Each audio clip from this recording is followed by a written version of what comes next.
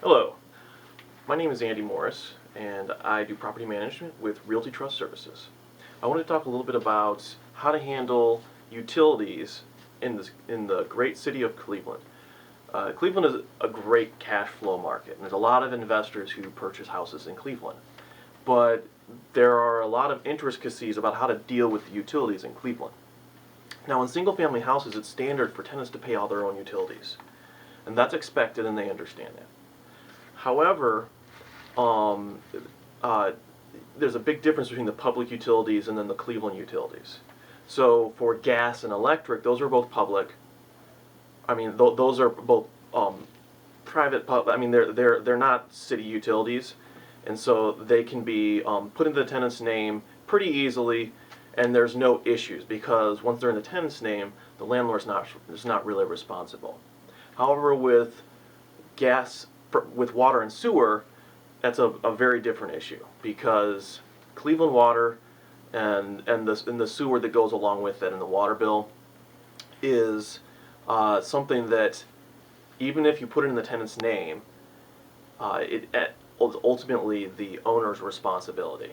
And if the tenant doesn't pay, it's actually going to get stuck on your property tax, and you will be forced to pay, or they'll actually years later will end up they could actually foreclose on your house for non-payment of utilities. So it ends up being quite tricky when you're dealing with the actual the water and sewer on your house. So as far as how we deal with them, there's a few different ways.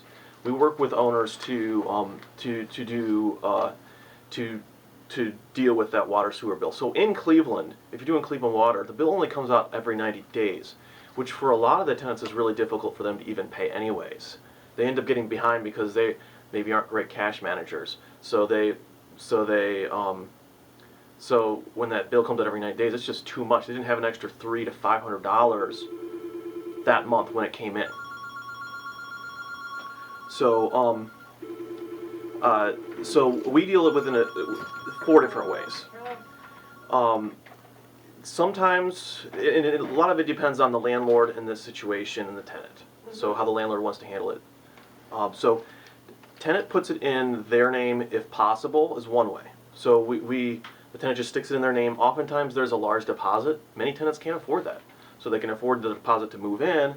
They can afford the rent, but they can't afford the extensive deposit that the water department. Okay, so that can create a problem for getting someone to move in. And for us, when we have a tenant move in, we have a checklist, and before they even get keys, they have to show that the utilities are in their name, if that's required. Okay, so so for some people, tenants, that means that they thought they could afford the house, but then when they get ready to move in, they can't, and we have to work that out with the owner. Okay, so the second way of dealing with tenants in the water and sewer in Cleveland is that we actually keep it in the owner's name, and we forward that.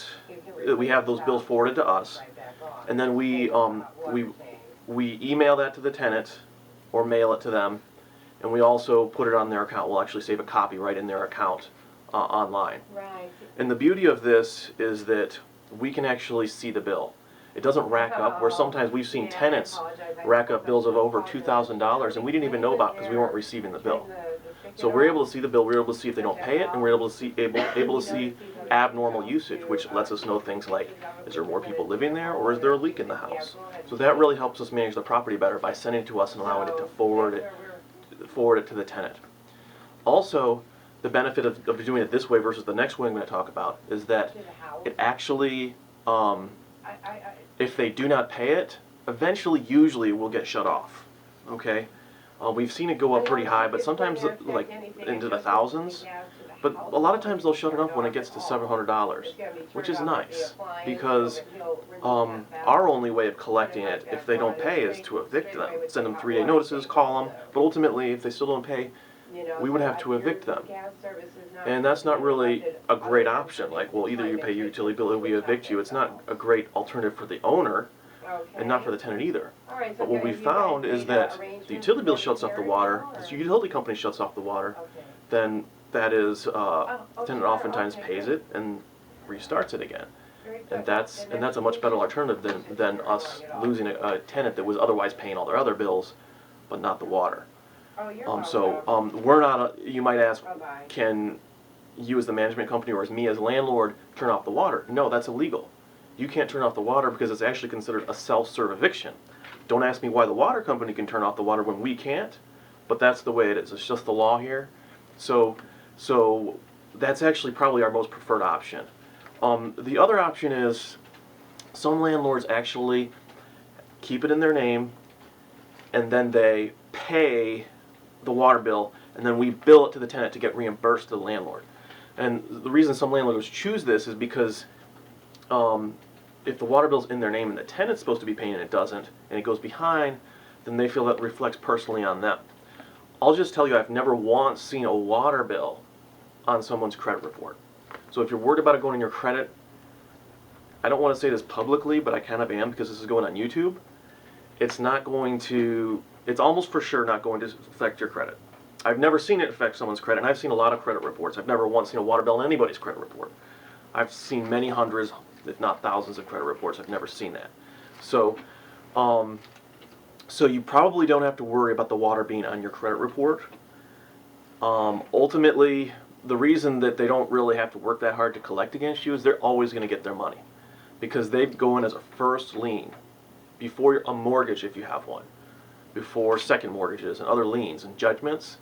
They go on first along with the property taxes and they will get paid eventually. So they really don't worry about it. If you don't pay, they'll get their money eventually, unless it's just a really crazy situation where the house is worth zero or it's a toxic waste dump and it won't sell for anything in a foreclosure sale. They will get their money from you.